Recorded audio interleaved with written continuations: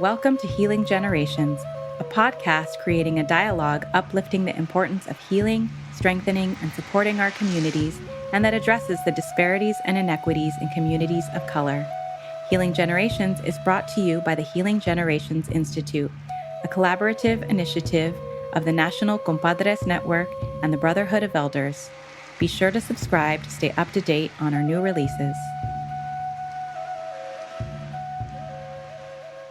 Welcome. I just want to welcome everyone today to our monthly podcast.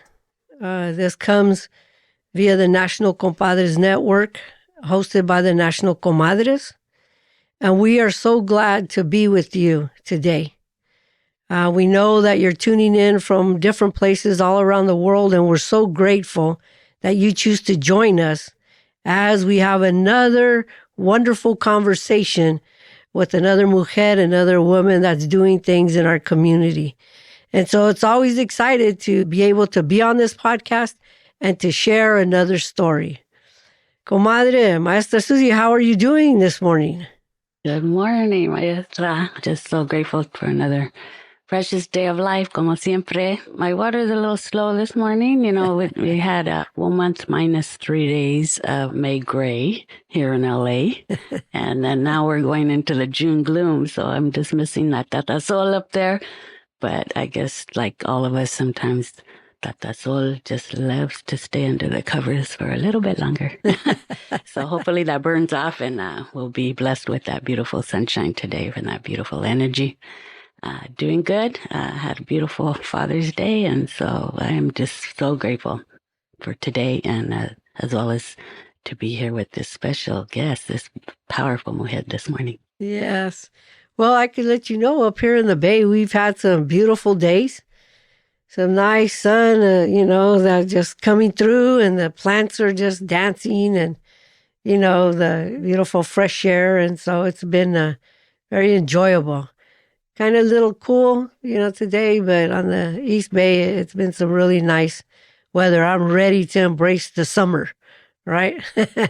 Yeah. my favorite part of the year, the summer. Now I just need to find some water and I'll be doing really good. Warm water at that.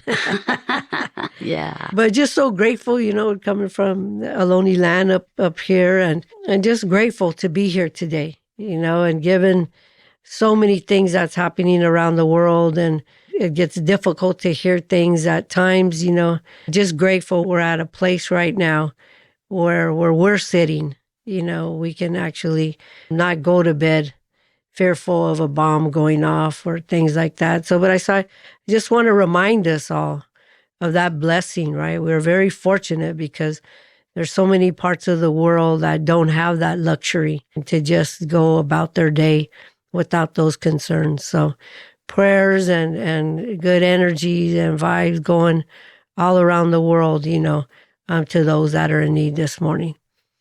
But with that being said, so happy to be here.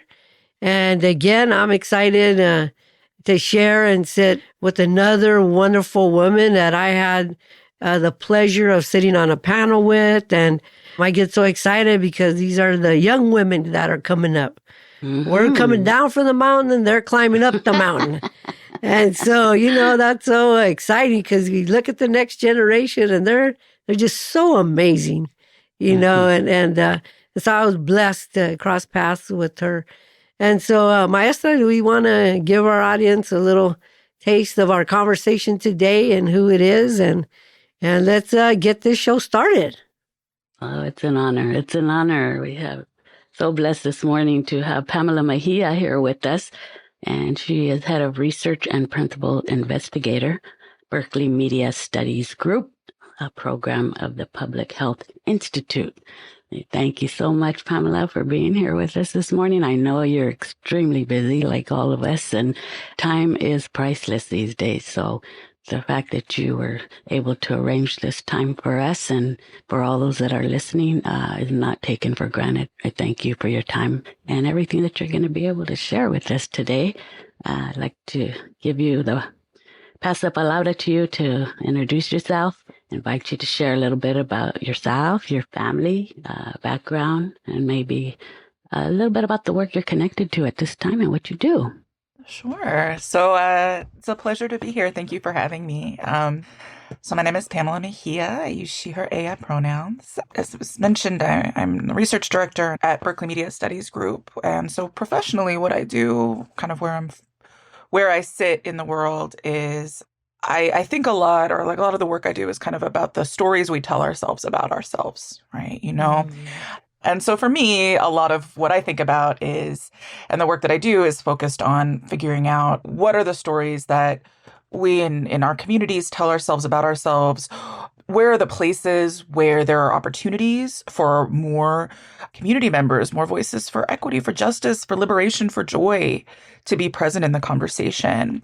The stories that we tell, whether it's in the media or elsewhere, are really focused on problems, especially, as Latinos. We know a lot of times our communities of color, Latino communities, Black communities, Indigenous, a lot are really framed as, as just being problems. It's always about the trauma and the disaster and the harm that's happening, kind of divorced from the context, the what got us there, and from the what next, right? From the solutions of what are people in our communities and in communities doing to make our spaces that we live more safe, more just, more fair, more healthy, more joyous, more liberatory. So I do, qualitative and quantitative research on narrative to identify opportunities for narrative change. But when I'm talking about it in terms of like how I would actually want the work to be captured and what I think it does and what I think it makes it meaningful is that try to understand, again, those stories, those narratives, those ideas that we hold or we're told about ourselves, and then figure out where the places are to, again, bring in more of the voices of our communities, of our compadres, like to bring in and talk about solutions to help people see how we got here and where some of the places for change might be. Whether it's kind of in that idea of, well, there's been bad things that have happened. What can we do to prevent them from continuing to happen? Or, thinking about there's been good things that have happened. What can we lift up about what's been in the past or what we've experienced so that we can do better going forward? So a lot of times that looks like, policy or system solutions, communities are saying, hey, we know best what we need. And we want to make sure that when people are hearing and learning about our communities, whether it's funders, whether it's policymakers, whether it's voters, whether it's other people in the community, that they actually know about some of the important work and the incredible things that we're doing to keep each other safe, to make sure our children are fed, to ensure that everybody has access to the spaces that they need to, to be active, to be healthy, to be outside, to be, you mentioned being in the sun, being in nature.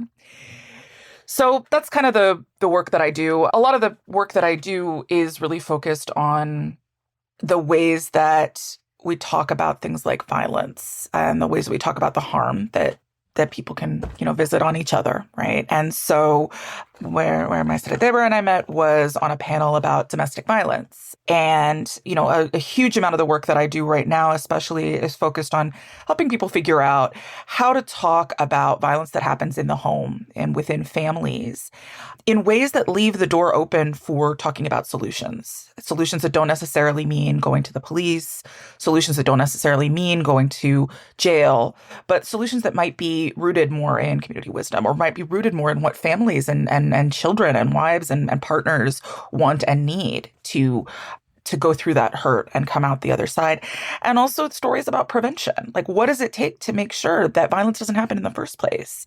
That people have the opportunities to unlearn some of what we learn in this country, this culture, this, about violence, about what it means to be in a partnership, about what, relationships and romance and sex and love mean.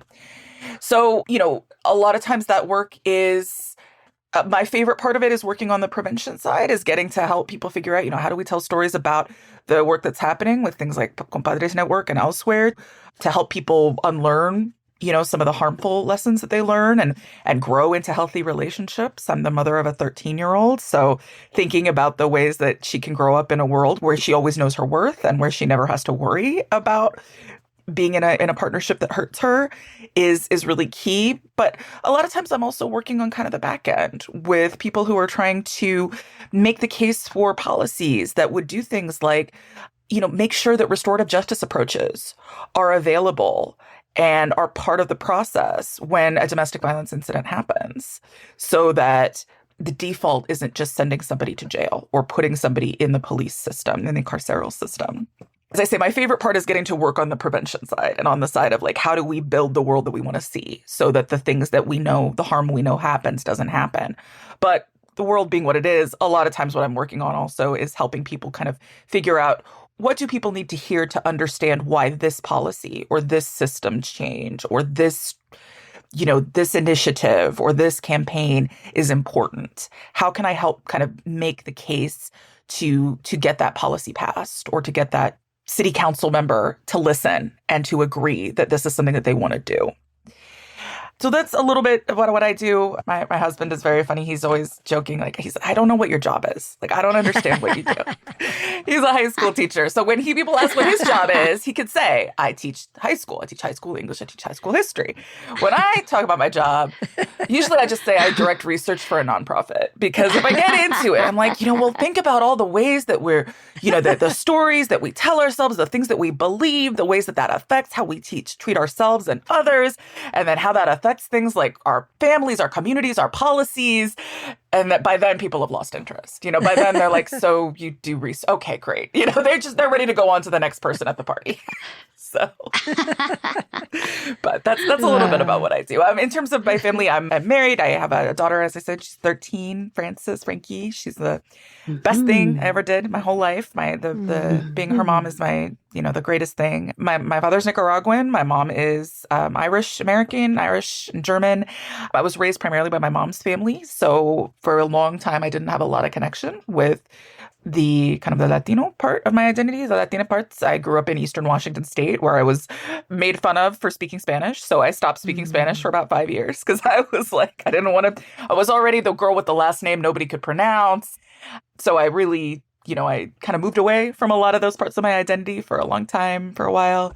I've kind of come back into identifying and appreciating who, like all the things, all the components, including the parts that I'm not as familiar with about my own legacy and history, but that I'm growing into more and I'm learning about. So, and I appreciate the opportunity to just kind of to go through it and also see things, and be in conversations where people are talking and seeing the world in the ways that I've always seen it, but I've always kind of stifled because I thought, I'm talking too much. I'm taking too long to get to the point, or I'm going too far into the background of this, or, any of the other things that I see maybe happening more when I get to be in spaces with other Latinos. And I'm like, oh, wait, so this isn't just me being strange. This isn't just something that needs to be kind of like pushed out of my system. Like, this is kind of part of, maybe this is part of who I am. This is part of maybe the way that the people in my communities communicate. So it's a little bit about me.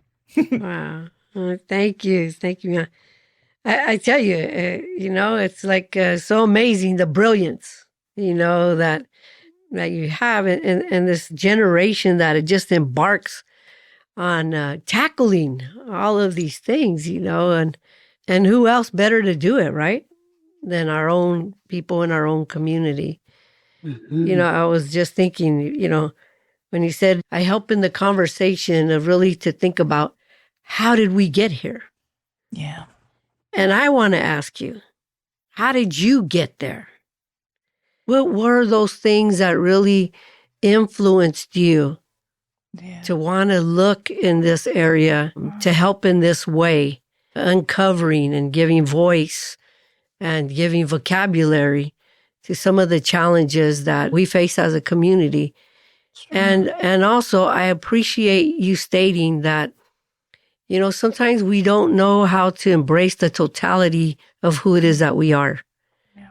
And I know living in society that doesn't really embrace people that are a different reflection than the dominant population, then there's this wall or this deterrent to not want to embrace, ourselves that are not a reflection of the society, right? Yeah. And so I appreciate you, mentioning, okay, I know the Irish part, but I'm coming into my Latina part, my Nicaraguense part. Yeah. Because we have so many of our youth that are in these places and feel that they have to choose one or the other, when we understand that we have to embrace all of ourselves. The 100% Irish, 100% Nicaragüense. I hear sometimes, well, I'm 1/8 this and 3/4 that. No, you're all of all that. Yeah. Yeah. And so, I'm just wondering, can you share a little bit about those things?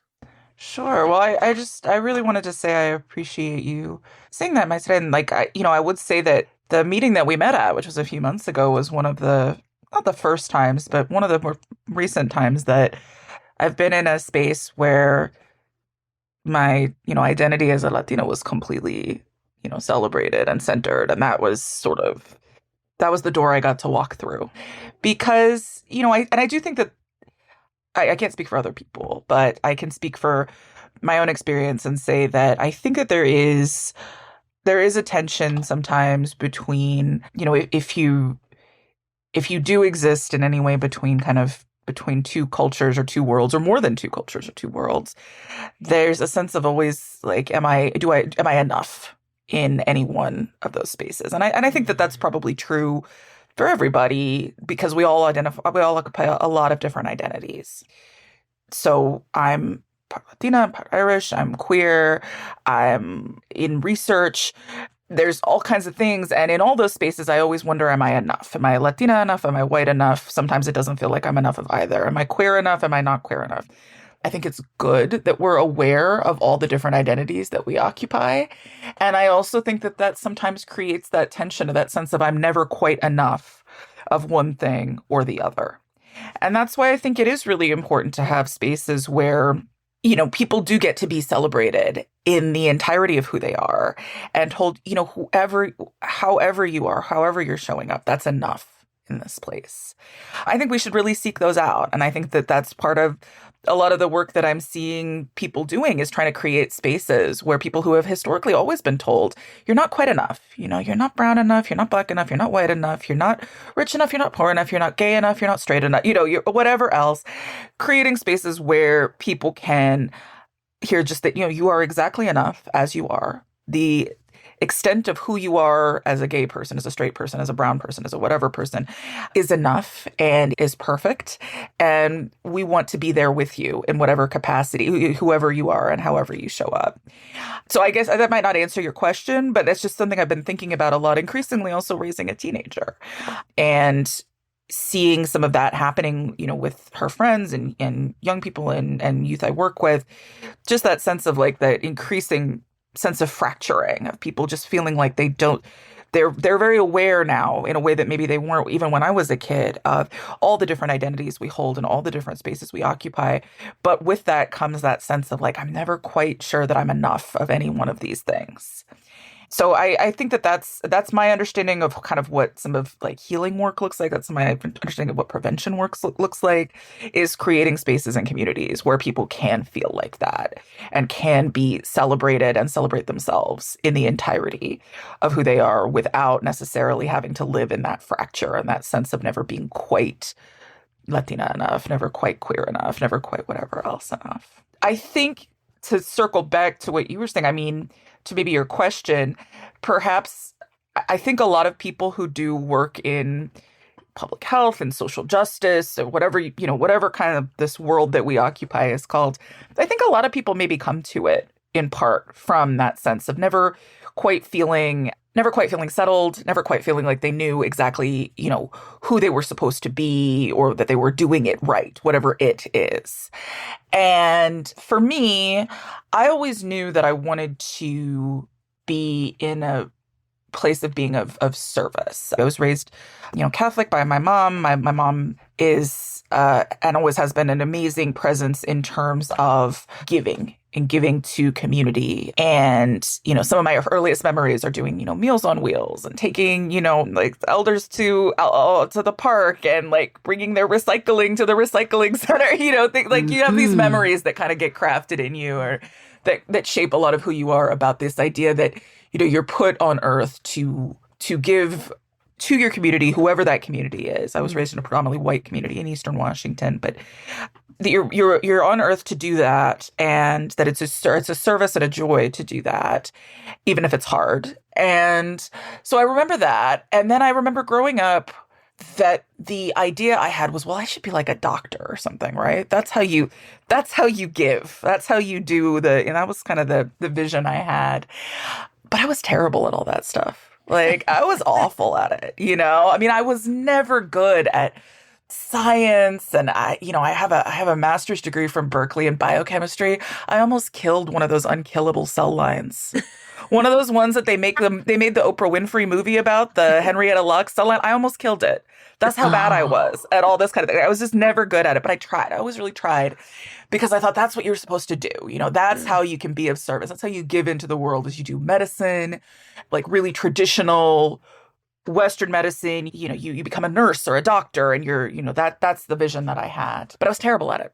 What I was really good at, though, was writing, and I was really good at connecting with people and working with them, just like you're doing, you know, drawing out stories and learning what their stories were and where they had come from and what was worrying them, and thinking together about what we could do one-on-one or in a bigger picture to solve the problem. And it took me a really long time to realize that was a form of giving too. That I didn't have to be, you know, in a laboratory killing cell lines or trying my hardest to pretend that I really cared about biochemistry or any number of other things. To be giving, to be of service, and to be hopefully putting something out in the world that would leave it better than I found it, and that would mean that I was of service to the people that I'm around and that I love. So it was a bumpy path. I'll tell you that, to get to the point of realizing, like, oh, there is value in this. Like, even though this is not discovering a medicine or performing heart surgery, there is still value. There are still things that I'm doing in helping people figure out what they want to do to make themselves and their families and their communities stronger and healthier and safer. And then figuring out how to help them get there through whatever mechanisms are possible. And also helping them figure out some of the places where maybe they've internalized stories that are not really helpful for them, or that stories that aren't really true about them, and helping them kind of if that's not the truth, then what is? And how do we get that story out into the world so that that's what people are seeing? That, and, you know, on a purely practical level, that's what funders are seeing. That's what policymakers are seeing. That's what voters are seeing. That's what, you know, the people that I want to show up in my meetings are seeing.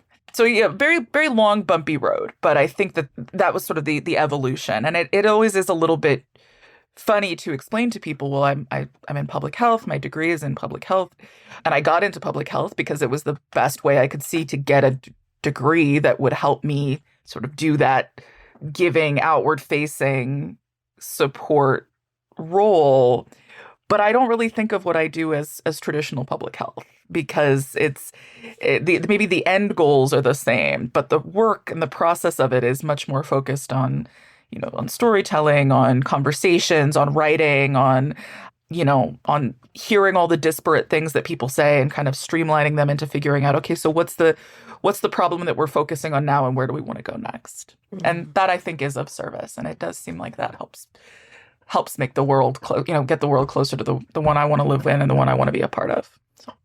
So vital, so vital. It's just amazing that we are at a time where we need more spaces and healing spaces to bring awareness to all of these issues. Not a lot of places that we can come together and even just have the discussion and dialogue, so we can get it out of our head and just try to understand it. And so powerful when we do start having those conversations, as you know, like even in Círculo, you know, and having a talking circle, healing circles, to see how, you know, we think we're the only ones, or that we're so different, and then we find so much commonality that everybody's facing the same thing. So, you know, bless you for that. So inspiring and just amazing, and all of the areas that you're talking about, that you create those spaces for those discussions, you know, domestic violence and what, you know, all the issues that we're facing today. But I know, you know, from a healing standpoint, you know, healing starts with ourselves. And I'm just really curious to know, personally for that young Pamela. What may have been the story you told yourself back then, and how has that changed now that you know what you know and you've been continuing to do your own healing and watering and cultivating your present story? Oh, I like that question a lot. Thinking on the stories of childhood and sort of the ways that we learn who we are. There's one story that I think I would have told myself at the time, right? Which is, I'm awful and everything is terrible and I have the hardest life imaginable because I was a child and a teenager, and that's sort of how we think.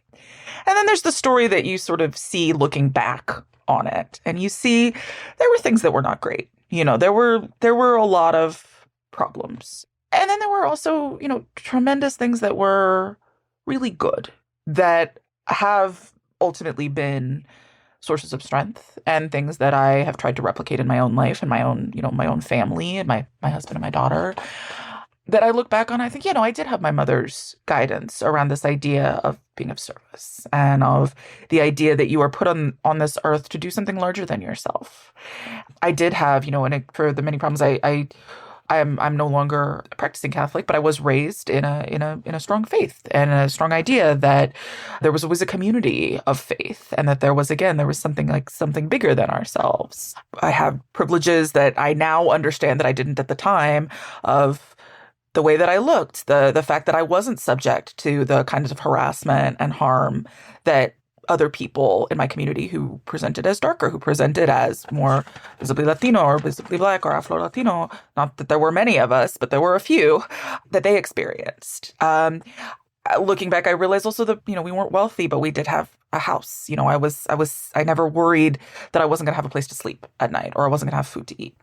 So those are things that, looking back, I sort of look back on that I wasn't necessarily cognizant of at the time, because, I think as a kid, or as a younger person, maybe you're not always aware. And it takes some of the looking back over life to get to, these things were hard, but these things were also really sources of strength. And these things were things that I would hope that I can continue to echo forth for whatever, whoever comes next and whatever happens next. But I think also the story that I would have told myself is one that a lot of young, I'll say women, because that's the only frame of reference I have, but a lot of young women who are in some way women of color, especially growing up in the late 90s, early 2000s, I'm a millennial, I'll be 39 next month, is, this sense of being, as I said, just not enough, and being unattractive and being undesirable and not deserving much. And I think that that's one of the things that I encounter a lot with women my own age, and even women younger than myself. I'm hoping that some of that cycle has started to break with my daughter, who is fabulous and has the best self-esteem. And she and her friends, they're out there. They know their worth and they love it. And I love to see it. I'm like, I'm her biggest hype man. I think I encounter a lot of that with people. Again, women is the only frame of reference I have personally. Just still doing a lot of processing and a lot of recovering from just that sense of never being desirable and not really deserving very much. And a lot of us were sort of told that we didn't look a certain way, we didn't have a certain set of attributes, and that our worth was really tied up in how we looked. Maybe that's true throughout human history. That probably is. But just for my frame of reference, from what I'm seeing, I think that was really, really pronounced with the dawn of internet and social media, the changing of the media landscape. It just did so much harm to the self-esteem and self-worth of a lot of people who grew up around the same time that I did. So that would be part of the story too. And now I would look back and say, well, first of all, you were gorgeous. What were you thinking? You look back, you're like, my God, I look great. What was I thinking? What was I thinking? If I look like that today, what the heck? My God, you wouldn't be able to stop me. So there's some of that, right? But I think I would also just look back and realize a lot of there's so much more that you are worth and that you deserve than what you're kind of told, or than what's kind of drilled into you by the media and the stories that surround you. And you'll have to learn some of that through screwing up. And you're going to have to learn some of that through growing up and going away from home and again, screwing up again, really making a tremendous number of mistakes. And also kind of solidifying the things that you really love about yourself. And then you'll look back and be like, oh man, it didn't matter that I didn't look like Britney Spears. Like I was pretty great. There's a lot there. Maybe that's part of also how I ended up in the work that I do, is the kind of the idea of like the media and the that surrounds us, the world that surrounds us has such a huge role to play, especially for kids who are pretty disconnected, for kids who are, not really sure of their identity, who are growing up in situations that maybe aren't so great with abuse or other things happening that like happened with me as a child. Just knowing the power of that, I think I always wanted to be part of making sure that there was some force working to make those stories different, hopefully, so that they would maybe have a different impact on the kids who came after me. But that's the kind of thing you only see in retrospect. Like, I don't know if I ever consciously thought that, but only looking back, I'm like, maybe that was maybe there was some wheels in motion, even back then. Yeah. So relatable. I don't think there's one of us as our young self that can't relate to that. 100%. Thank you for your transparency and sharing that, because that's so powerful. And it's beautiful to see that, any of us that have been there or that are there now, it's inspiring what you've shared, because we can change that story. Yes. We starting now. Yeah, so true. Thank you for that, Pamela. I remember in our conversation, and I was listening to you, and it was the first time I heard the way that you presented, and the word I'm going to use, which I was like, what? Was commodity. And you were speaking and you were sharing, because some of that research is in the social media, and trying to expose ways that our community gets taken advantage of or maybe misrepresented. And you said they commodify us. And I was like, what? Because I never heard it put that way. And while I know we get exploited in so many different ways, I don't know that I actually ever thought of it being like a commodity. Yeah. And I want to ask you to share, that reference point with our audience, because I think it's so important, because sometimes we see gestures that appear to be like, oh, they're taking us into consideration. Right. When in reality, we're not really on the table other than being commodified. This always happens when I talk at events or meetings. It's like a fugue state. Like I say so, and then I'm like, what did I say? Like I have no memory of that. I'm glad I sounded smart.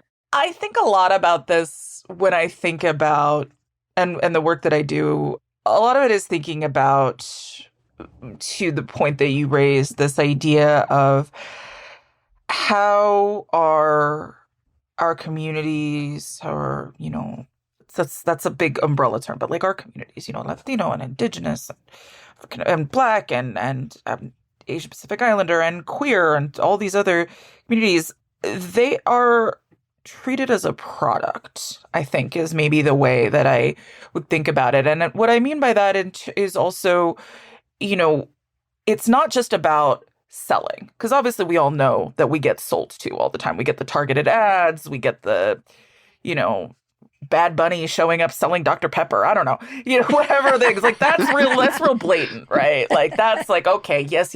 I see that. My, a cultural identity is being used to try to move a product. What I think maybe goes deeper into it is the idea that fear of our communities is commodified. It's, that part of the stories about Black and Brown communities is that they are violent. Part of the story is that Black and Brown communities cannot be controlled except through force and through violence. And part of the story is that our communities are sort of separate and distinct, and that the things that happen there and the pain that happens there is not the same as the pain that happens somewhere else. And that makes it easier. Those kinds of stories, like they make it easier for a couple things to happen. They make it easier for for politicians to stoke fear and to get votes and to change political platforms based on the idea that these bad, scary people, we have to take care of them. We have to deal with them in some form or fashion. And that's a form of commodification. That's using experiences in a community and the way that that community is characterized as basically a way to get votes or to get political power. So that's one thing that I think about a lot. And I think that another piece of that is the idea of pain and trauma. I think that a lot of the pain and trauma that communities experience because of the deep-seated oppressions and historical harms that have been visited upon us, I think that is often treated also as a product. It's again, it serves to keep Black and brown people seeming further and more distant away. It serves to kind of isolate people and isolate things like political issues. For example, one of the things I think a lot about is that some of the work I did once was finding out that the only place that Latinos regularly show up in news coverage is in immigration stories. That's the only one. That's the only place where Latinos regularly appear. And I thought a lot about that because I thought to myself, immigration is not just a Latino issue, and Latinos are not defined by immigration.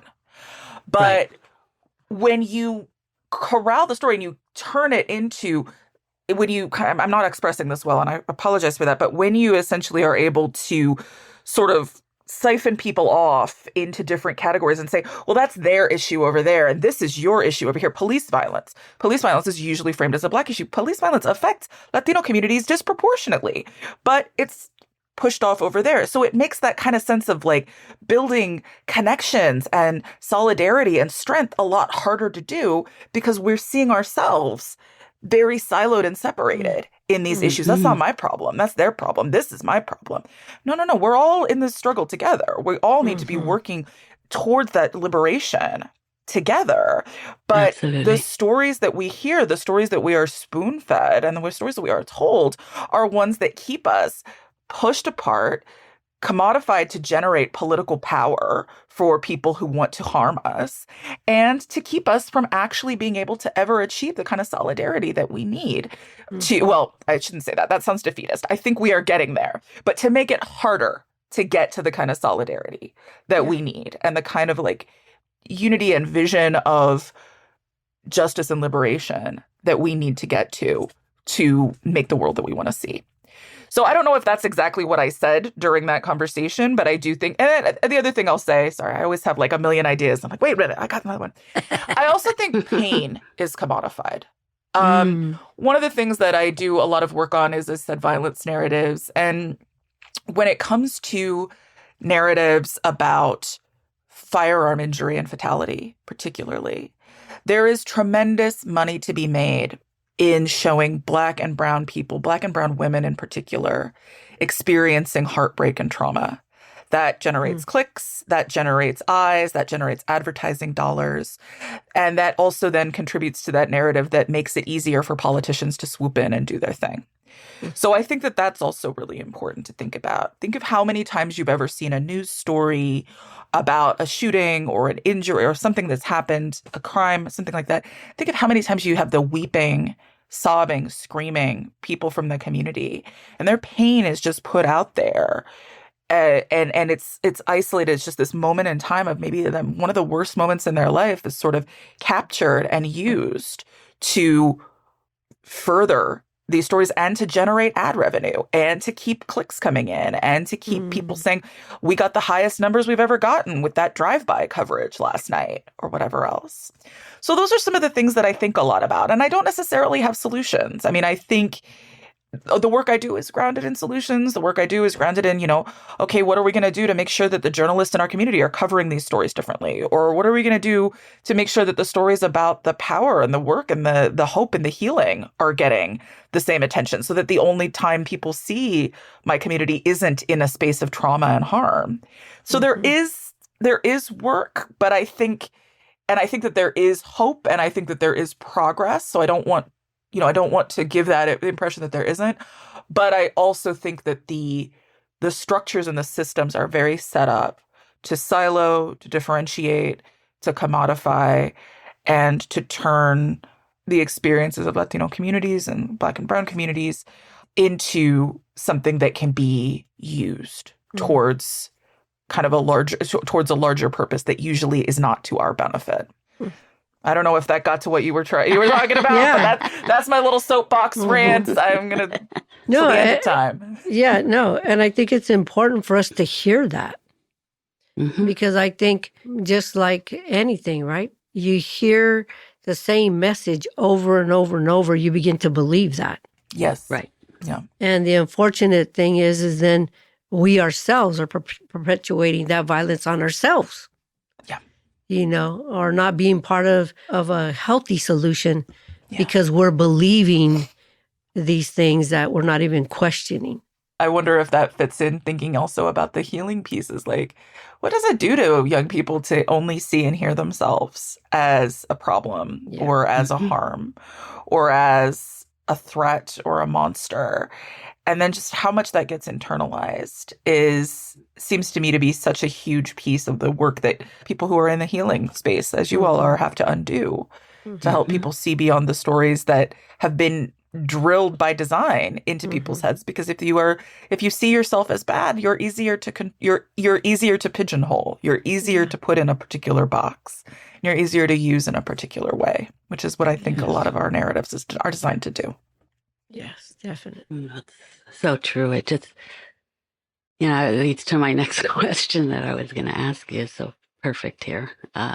Maestra Jerry and myself have had the privilege for many years to be able to offer support and counsel to a lot of our couples in our community, our men, our women, and our boys and girls, the youth, as needed.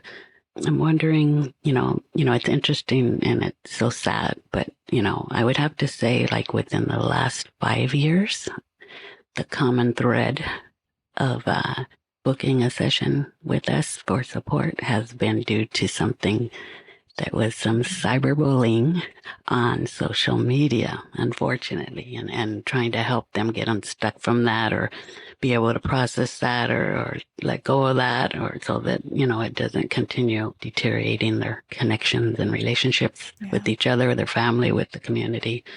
I'm wondering if there's anything, and I know, like you said, like there's no real one answer because everybody's situation is different, but maybe just personally, because of your research and what you know and the common threads that you've been able to find out, is there any particular advice that you can offer that can help shed some light and help others to understand when they are in that situation, not to let it steal their joy or the truth of who they really are, no matter what's been said, or for them to lose sight of their authentic self, just something that they can think about, when they get spellcasted by those words as we do, and start believing those things. We lose sight of our true self. We start, like you said, after you hear something so many times, you start believing that, but that's not who you really are.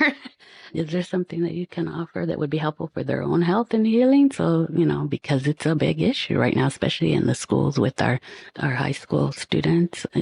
Everybody's affected, as you know, but is there something that I'm like, if you were talking to your daughter, Mom, maybe that might be helpful, that perspective of what we can tell our youth, so that it doesn't wound them first, I appreciate that question, and I wish I had something some magic words, something I could say, because I'm still, as I said, about to be 39 years old, and I still remember something somebody said to me that was mean on a message board 20 years ago. Like, it still is in my head, right? So some of that, it sinks in.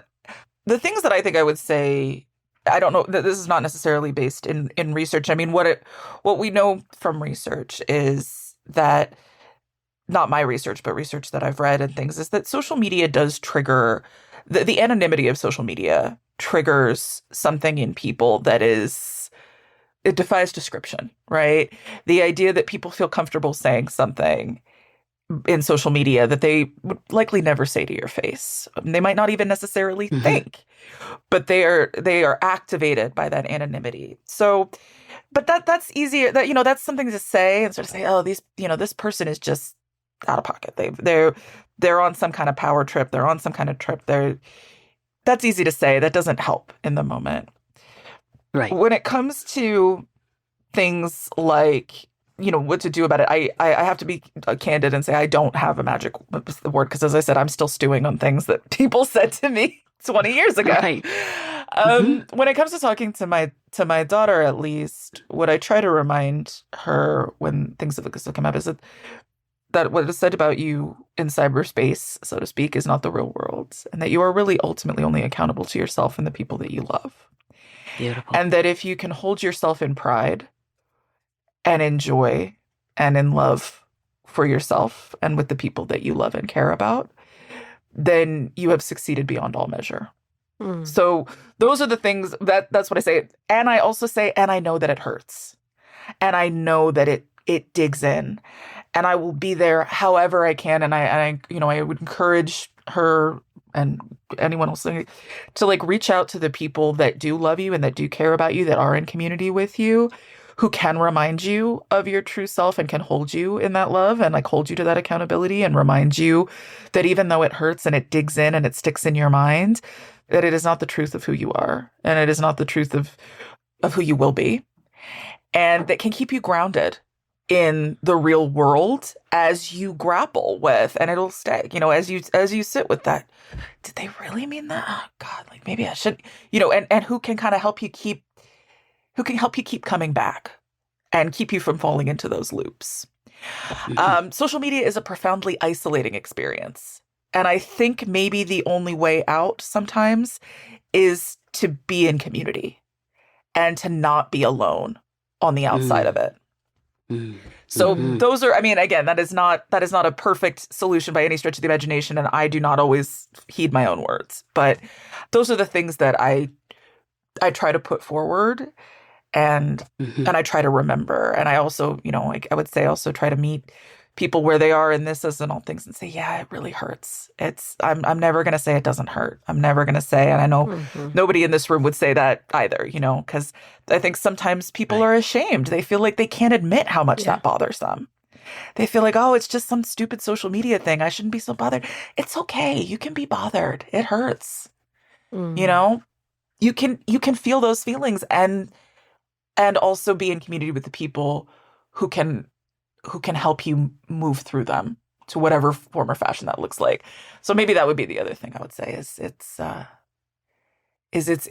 it's okay to admit that it hurts. It's okay to admit that it feels bad. It's not shallow. It's not stupid. It's not taking it too personally. It's meant to be personal. It's an isolating, harmful experience. And you can live in that and know that, and then you can be in community with those who love you and hold you to account and know you as the entirety of who you are, and who can help you hopefully come closer to being, if not at peace with that, to at least being able to navigate it. Thank you for that. Yeah. That's so beautifully said. Well, and it's very reflective of who we are as a people. When you think about Indigenous people around the world, it's the coming together in community that provides the healing, right? Because we cannot heal in isolation. Right. And so we need each other in that way to come together to grapple with those things, or to get advice, or to be reassured, to be valued. It's when we come together. It's not when we get isolated or stay away. So I really appreciate that point.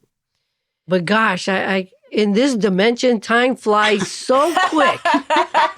Oh my gosh, it's been an hour. Yes, where did that happen? I tell you, every time we come into this altered reality of time here, it just goes so quick.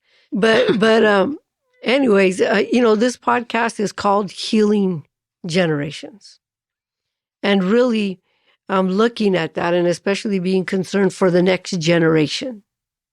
Your daughter is part of that next generation, as so many of our family members are, right?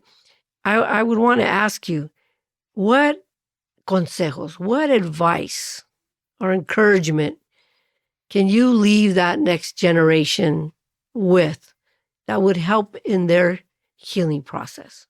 there's a poem that I like, and it has this quote in it, and it says, "I said to the sun, 'Tell me about the Big Bang.' And the sun said, 'It hurts to become.'" Mm. And Wow. it's by Andrea Gibson. I love that quote. I think about it a lot because I think, and this came up a little bit when we were talking about social media. One of the things that I have grown into as I've, become an adult and in the work that I do is helping people sit with, but not necessarily in, the pain. The idea that we have to acknowledge it. We've gotten where we are from generations that told us to paper over everything and just say that everything was fine and that this wasn't as bad as you thought and buck up and get over it. And I mean, I know that's not every community, but I think that was kind of a cultural moment that we were told was the ideal, was you're supposed to be stoic. You're supposed to pretend that the thing hurts. You're supposed to remember the good times. Think about the good things. Look at the bright side all the time. And there's value in parts of that in looking forward. But I think that it also means that a lot of people, it's really hard for a lot of us to sit with the idea that we have experienced hurt and harm, and to think about that and to own it and to process it and to sometimes not necessarily always get it right, but to then also think of that as part of who we are and some of the building blocks of what comes next. And it does hurt to become. That pain is part of it. That pain, the struggle and the difficulty is a challenge. And it is something that, we want to minimize for future generations. We want to make sure that the next generation, it hurts less to become, or that they have fewer of the things around them that make that pain present and real. But that there is some pain and that it doesn't make you weak to acknowledge it, and that owning it and living with it and feeling it and having it be part of maybe the identity that you forge that's okay. And that doesn't make you, it doesn't make you weak. So that's one thing I mean, maybe that would be one consejo that I would probably, that I try to, for example, when I talk to my daughter, I try to, tell her like, okay, so like, yeah, that really sucks. That was a really shitty thing that happened. And that, you know what? I'm not going to tell you necessarily that's just going to magically go away. That the feelings that you're feeling right now. But let's think about what they mean for where you go next. Is there something maybe that you want to try to learn from this? Or maybe there isn't. Maybe this is just something you're going to need to hold and kind of come back to sometimes and feel those feelings again. And that's okay. And the people who love you and their community is going to be there for you when you do. Yeah. Mm-hmm. And you find those people that you can feel those feelings with, because that's how you know you found your family. That's how you know you're in community and you know where you're supposed to be. So I think those are a couple of the things that I would say. It maybe sounds counterintuitive to say I think part of healing is acknowledging that pain is there and not being necessarily afraid of it, or not being afraid of at least saying that it's there and knowing that it's there. Mm. But I think that's one of the things that I would say, because I think we've been told too long to just push down all the harm that happens to us, and that doesn't leave. There's no place for it to go. Mm-hmm. So, and that leads us to all the places where then we can be harmed and used and taken advantage of, because we're in that space of just trying to pretend that we don't feel the feelings that we feel. So yeah, I think those would be some of the things I would say. It hurts to become, but it's worth it. Mm. Well, it's never a disappointment. Never. It's always a wonderful trip. Always this adventure, and so grateful for this conversation and having you as our guest, Pamela. It has really been a joy, to have you here. And I know without a shadow of a doubt, all of you listening will have enjoyed this. So much medicine in this conversation. And as it goes out, because words are powerful, words bring you life or they can bring you death. And so we're hoping that this will encourage you in a wonderful way as you continue on in your personal journeys. Comadre, what are some thoughts there? It just brought me a lot of peace inside, because you're right. And there are a lot of words that people have told me that are still being processed, that have little hard spaces in my heart space. just reassuring. I thank you for how you explained that and articulated that so well and with so much grace and compassion. And I think that's what we need. And we have it for everybody else, but it's okay to give it to ourselves as well. So thank you for sharing that. Yes. So powerful. And we want to thank all of our listeners out there. Thank you for joining us for another beautiful conversation here at Healing Generations with the National Comadres Network. And with that, we're going to say bendiciones, thank our guest Pamela. And before we all sign off, I want to leave you with this. I thought it was very powerful. And from Pamela's words, sit with, not sit in. Mm-hmm. As you go through your challenges in life, sit with them, embrace them, but not in them. And with that, we'll sign off. Bendiciones. Thank you. Bendiciones. Adelante. For more information about Healing Generations and the Healing Generations Institute, visit nationalcompadresnetwork.org and be sure to subscribe to stay up to date with our new releases.